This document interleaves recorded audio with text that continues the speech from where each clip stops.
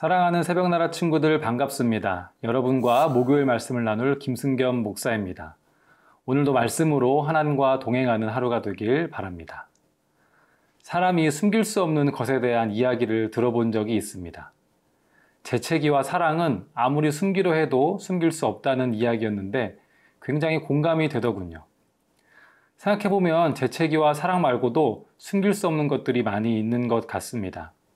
우리의 얼굴 표정과 행동, 그리고 삶의 모습들은 생각보다 많은 것들을 드러내게 되죠.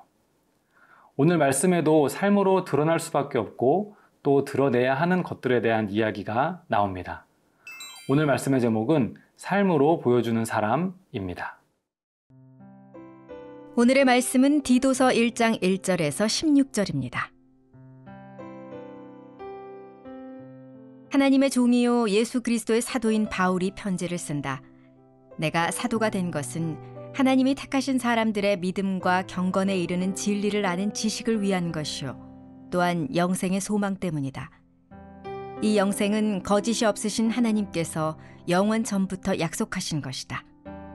그분은 하나님의 때에 복음 전파를 통해 자기의 말씀을 밝히 드러내셨는데 나는 우리 구주 하나님의 명령을 따라 이 복음 전파의 일을 맡았다. 같은 믿음을 따라 참아들이 된 디도에게 이 편지를 쓴다. 하나님 아버지와 그리스도 예수 우리 구주께서 은혜와 평강을 베푸시기를 빈다.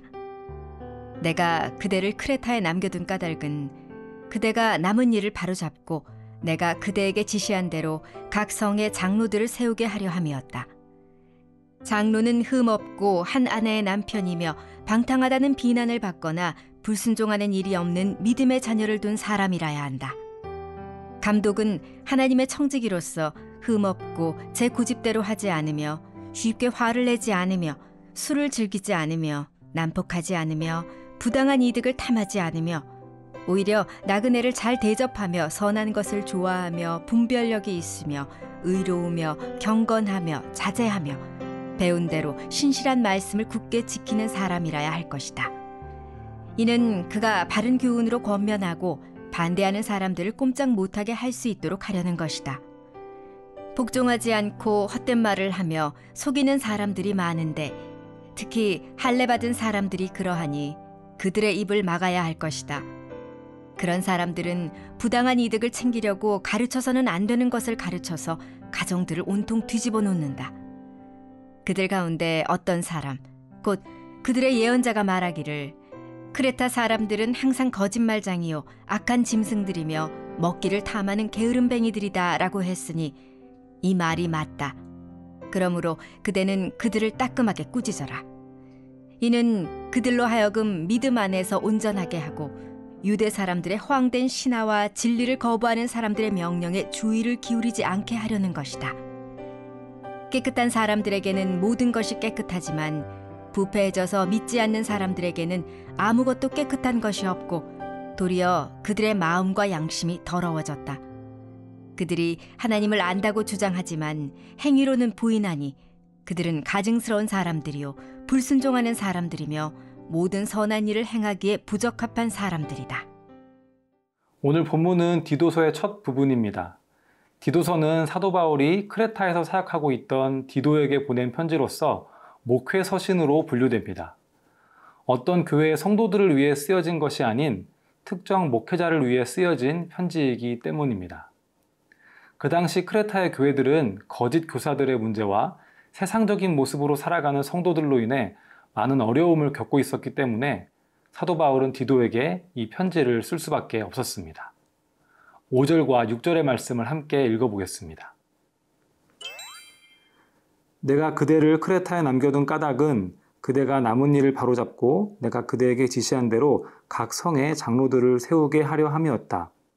장로는 흠없고 한 아내의 남편이며 방탕하다는 비난을 받거나 불순종하는 일이 없는 믿음의 자녀를 둔 사람이라야 한다. 사도 바울이 디도를 크레타에 남겨놓은 주된 이유는 어려움을 겪고 있는 크레타에 장로와 감독들, 즉 교회 지도자들을 세우기 위함이었습니다. 교회의 지도자들은 사람들을 바른 교훈으로 권면하고 그들의 삶으로 예수님을 드러내야 하는 자들이었기 때문에 사도 바울은 다소 엄격해 보일 수도 있는 여러 가지 조건들을 제시합니다. 흠이 없어야 하며 믿음의 자녀를 두어야 하며 나그네를 잘 대접하며 의로우며 경건해야 하는 등의 많은 조건들입니다. 누군가는 이와 같은 조건들을 보면서 과연 이런 조건들에 다 해당되는 사람이 있을까 하는 생각을 가질 수도 있습니다. 그만큼 교회 지도자는 많은 사람들에게 영향을 끼칠 수 있는 중요한 자리이죠. 하지만 중요한 것은 어려워 보이는 이 모든 조건들이 결국은 삶의 열매라는 것입니다. 나무가 열매를 맺을 때 결코 억지로 맺어내지 않죠. 올바른 씨앗이 심겨지고 충분한 물과 햇살을 받게 된다면 열매는 자연스럽게 맺히게 됩니다. 말씀에 나열된 삶의 열매들 역시 마찬가지입니다. 삶의 열매는 억지로 하나하나 어렵게 맺히는 것이 아닙니다. 마음속에 거룩한 복음의 씨앗이 심겨지고 계속해서 하나님의 사랑과 말씀 안에 거하게 된다면 자연스럽게 삶의 아름다운 열매들이 맺히게 됩니다. 사랑하는 새벽나라 친구들, 여러분은 어떤 삶의 열매들을 맺으며 살고 있나요? 하나님의 사랑을 삶으로 보여주는 삶을 살고 있나요? 아니면 하나님이 삶으로 드러나지 않는 삶을 살고 있나요?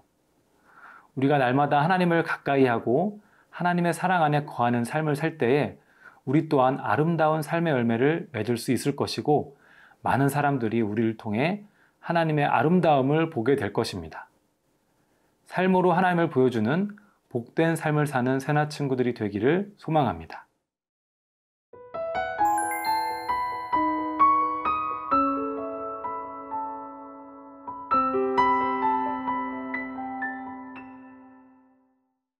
이어서 사도 바울은 크레타에 있는 거짓 교사들에 대한 이야기를 합니다.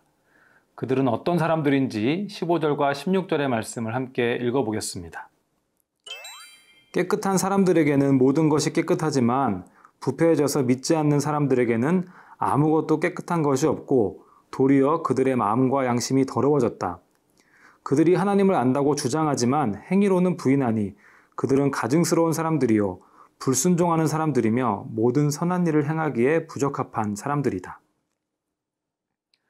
크레타의 거짓 교사들은 마음과 양심이 더러워진 자들이었으며 하나님을 안다고는 했지만 행위로는 그렇지 않고 불순종하는 사람들이었습니다.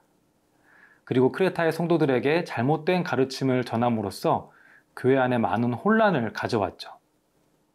특별히 그들은 반드시 할례를 받고 정결법을 지켜야만 구원을 받을 수 있다는 잘못된 가르침으로 성도들의 믿음을 흔들었습니다. 11절의 말씀은 그들이 가정들을 온통 뒤집어 놓았다고 이야기할 정도였죠. 사도 바울은 이와 같은 거짓 교사들을 어떻게 대하라고 가르쳤을까요? 그들의 입을 막아야 하고 그들을 따끔하게 꾸짖어야 한다고 가르칩니다. 거짓 교사들과 그들의 거짓된 가르침에 대한 사도 바울의 단호한 태도를 볼 수 있는 부분입니다. 사도 바울이 거짓된 가르침들에 대해서 이토록 단호한 태도를 보인 이유는 거짓된 가르침들의 좋지 않은 영향력이 얼마나 큰지를 알고 있었기 때문입니다. 거짓된 가르침들은 믿음의 내용들을 교묘하게 바꿔서 믿음을 조금씩 흔들고 결국은 믿음에서 떠나게 만들어 버립니다. 창세기 3장에서 뱀이 하와를 유혹할 때도 뱀은 하나님의 말씀을 교묘하게 바꿔서 하와를 유혹했습니다. 하나님은 동산에 있는 많은 열매들 중 오직 선과 악을 알게 하는 나무의 열매만을 먹지 말라고 하셨지만 뱀은 하와에게 정말 하나님께서 동산의 어떤 나무의 열매도 먹으면 안 된다고 하셨느냐라고 물어보며 하나님의 말씀을 교묘하게 바꿨습니다. 결국 하와는 뱀의 교묘한 말에 넘어가서 죄를 짓고 맙니다. 이처럼 거짓된 가르침은 교묘하게 우리의 믿음을 무너뜨리기 때문에 거짓된 가르침이 우리에게 다가왔을 때 우리는 단호하게 이를 물리쳐야 합니다. 사랑하는 새벽나라 친구들, 우리는 살아가면서 참으로 다양한 가르침들과 메시지들을 접하며 살아갑니다. 여러분의 믿음을 흔드는 거짓되고 잘못된 가르침과 메시지들은 어떤 것들이 있나요? 거짓과 타협하지 않고 단호하게 여러분의 믿음을 선포할 수 있는 새나 친구들이 되길 축복합니다. 사랑하는 하나님, 우리에게 무엇과도 바꿀 수 없는 소중한 복음과 진리를 가르쳐 주셔서 감사합니다. 우리의 믿음을 흔드는 세상의 많은 소리들 가운데서 흔들리지 않고 하나님을 향한 믿음을 지켜나가는 우리가 될 수 있도록 도와주세요. 예수님의 이름으로 기도드립니다. 아멘.